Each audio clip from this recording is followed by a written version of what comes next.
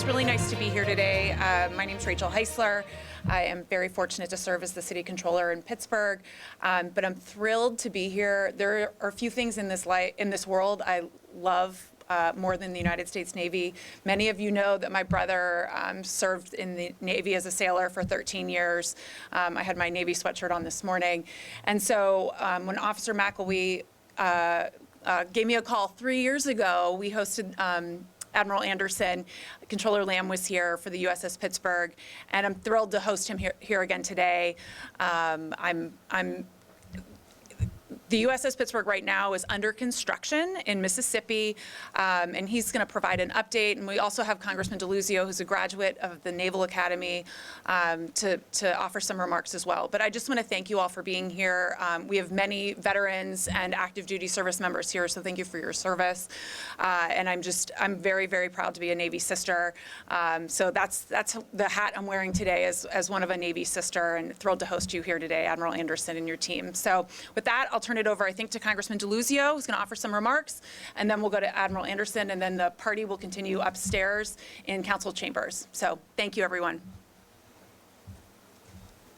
All right. Well, good morning, everyone. I want to, of course, thank the controller for convening us. It's great to have so much Navy presence in Pittsburgh. I'm very proud to be a Navy guy and to help welcome you guys here to Western Pennsylvania. You know, you heard from the controller, I'm a Naval Academy grad, so don't hold that against me for some of you. The story of my family and so many around here is wrapped up in service. So many served in the Navy or the Marine Corps. Both of my grandfathers did. That is not a unique thing in Western Pennsylvania. We believe deeply in service. We love this country. You see it driving around so many communities, honoring veterans on telephone poles and the rest. We are proud of our service. We're proud of the heritage of the USS Pittsburgh, the line of ships who have borne that name. It's our values. The job I now have in the Congress is one I'm so proud to have. I get to serve on the Armed Services Committee, and specifically I'm on the subcommittee on sea power. So I have something to say about what our fleet looks like to make sure we're building the ships we need for tomorrow's threats, that we are the maritime power that America has to be for global security and for freedom, and frankly to confront the rise of communist China and what that means for our friends in the Indo-Pacific and our prosperity here at home. The Navy has a lot to do with achieving all of those goals. And I say that not just as a proud Navy guy, but someone who understands maritime power and our fleet are inextricably linked. Of course, the next USS Pittsburgh is part of that heritage for us here and the Navy's efforts to grow the fleet. First vessel served in the Civil War was an ironclad gunboat, and the second and third, as I understand, served in World War II, saw action there, one in Iwo Jima. The fourth, of course, was a submarine in service for decades. And now the next USS Pittsburgh will be joining the fleet soon, I understand. The Admiral may tell us a bit about that. But I'll say one more thing about the Navy Marine Corps team. It is real. It is a strong bond. A colleague of mine, a fellow Naval Academy graduate who represents part of Long Island, New York, he and I relaunched the Navy Marine Corps Caucus down in Washington. We're working as hard as we can across party lines to stand up for our sailors and Marines and make sure we're doing what we can to support policies to protect and strengthen our Navy. That's the job. That's what it's all about. I'm so excited that City Controller Heisler, you've convened us here today, and that the city is really welcoming the Navy in. It's great stuff. Admiral, I think I'm turning it over to you. So Admiral, come on up. Admiral Anderson, please.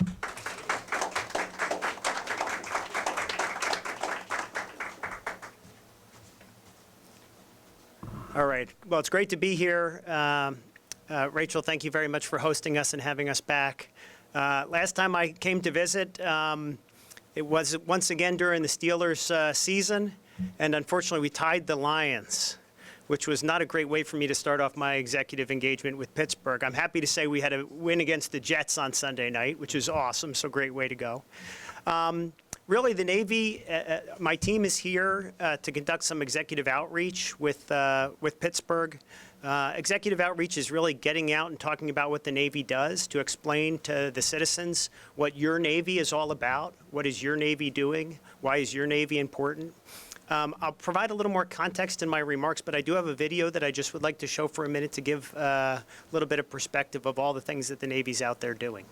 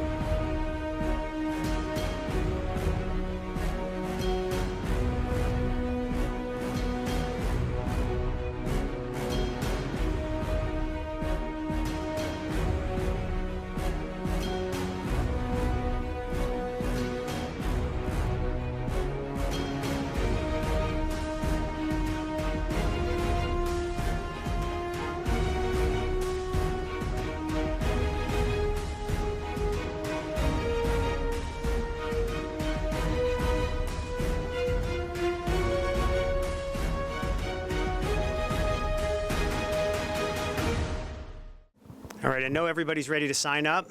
Want to go to sea, get on a ship, make it happen.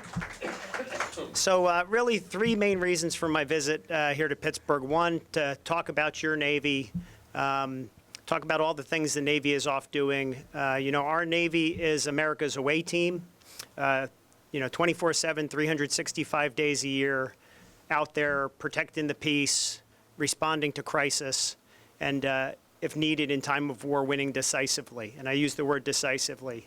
It's like, I'll use a Steelers analogy. We don't want to win by 1 point. We want to blow out. And if we have to go into combat, we want to blow out. Two, to thank the people of Pittsburgh for their strong support over many years for our Navy and our military through many different methods. As we get around, I get the chance to talk to veterans. We have many veterans, folks who have served from the area that have returned to the area, to thank them for their service. We all know that when a service member serves, they don't serve alone. So to thank their families and their support networks for being there for them. In many cases, the family sacrifices even more than the service member sometimes when the service member's away for the Navy when we do, 7 and 8 month deployments. Also to thank the industrial base, the hardworking citizens of the area who work to provide support for our ships. It comes in many forms. Pittsburgh itself hosts over 600 companies that provide material to the U.S. Navy, whether it be for new construction of ships or support of our in-service ships. Currently there's over $2 billion worth of support material on contract in Pittsburgh. So a lot of good work coming from the citizens of Pittsburgh and the area around Pittsburgh. And then finally, to talk about the future USS Pittsburgh, the ship we're building, the fifth ship to be named Pittsburgh. A city having a ship named after it is a big deal. 1 time, 5 times is unheard of. So congratulations to Pittsburgh, and thank you for all that you do. USS Pittsburgh is, last time I was here, we had the naming done, and that was about it. I had some PowerPoint pictures to talk about what the ship would look like in the future. Today in Pascagoula, Mississippi, we have a ship that's 27% complete. So material has been bought, steel has been welded, the ship is getting erected. As we put the ship together, it's taking its form. And if you make your way down to Pascagoula, Mississippi at some point, you'll see what really is beginning to look like a very impressive ship. The way forward for that ship, and again, let me give you a little bit of perspective on the ship so you get a little bit of context of how impressive a ship it is. So it is an LPD. It's a landing ship for the Marines, amphibious landing ship. That amphibious landing ship will take Marines and their gear all around the world. The ship is just under 700 feet in length. It weighs in at a whopping approximately 25,000 tons, 50 million pounds. So it's a massive ship. It has the ability to embark and deploy aviation assets, aircraft, mainly these systems called MV-22s that bring the Marine and their gear to the beach. It also has the ability to ballast down and launch craft. So when you watch the video and you saw these hovercraft going up on the beach, those things are deployed from the ship. The ship carries them, the ship deploys them, and they take the Marines and their gear onto the beach so we can do what we need to do where we need to do it, anywhere around the globe.